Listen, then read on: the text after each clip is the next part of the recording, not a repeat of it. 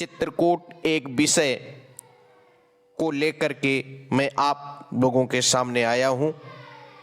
चित्रकूट का भावार्थ वह धाम जो कामनाओं की पूर्ति करता है, यथा कल्प वृक्ष भी इसे कह सकते हैं। यह तीर्थ युगों युगों से पृथ्वी पर अपनी महिमा से जीवों को निष्पाप बनाता चला आ रहा है। ऐसी यहाँ कामदगिरि युगल सरकार की महिमा है। इनको भगवान प्रभु राम का सिंहासन भी कहा जाता है। इस कारण विश्व भर के तीर्थ इनके पास आकर बस गए हैं। चित्रकूट के दर्शन करने मात्र से सभी प्रकार के शोकों से मुक्ति मिलती है। प्रभु श्री राम जी का प्रिय निवास स्थल अगर कोई है तो वह चित्रकूट स्थल है। वह एक भगवान का घर भी है। यह बड़ी सुहावनी पवित्र पाप नाशनी पैश्वनी नामक गंगा का प्रवाह होता है, जो सिद्ध संत महात्मा और देवताओं से सेवित है और संपूर्ण मनोकामनाओं को पूर्ण कर देती है।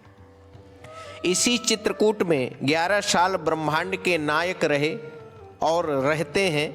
चित्रकूट की महिमा शेष शारद नारद महामुनि वाल्मीकि जी महाराज ने कही है। इसलिए श्री पूज्य गोस्वामी तुलसीदास जी महाराज कहते हैं, अब चित चेत चित्रकूट ही चलो। हे मन, अब तो चेत कर चित्रकूट को चल। कलयुग ने क्रोध से धर्म और ईश्वर भक्ति रूप कल्याण के मार्गों का लोप कर दिया है।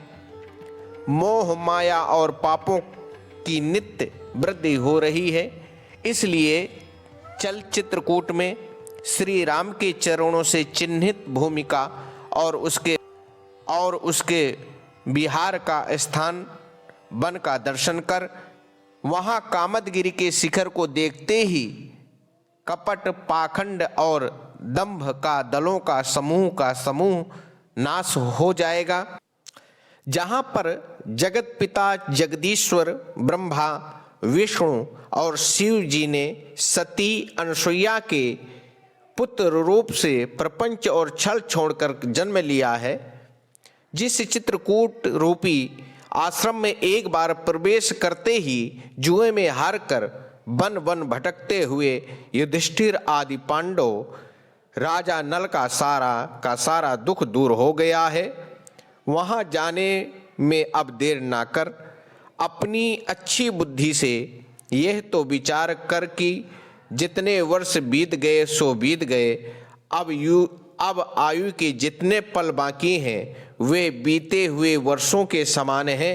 एक एक पल को एक एक वर्ष के समान बहुमूल्य समझकर मृत्यु को समीप जानकर जल्दी चित्रकूट जाकर उस श्री राम मंत्र का जप कर, जिसे जपने से श्री शिवजी ने कालकूट विष पीने पर भी अजर अमर हो गए। जय जय श्री सीताराम। एक बात और मैं कहूँगा, चित्रकूट में रमी रहे रहीमन अवध नरेश, जा पर विपदा पड़त है सो आवत यह देश। जय जय श्री सीताराम।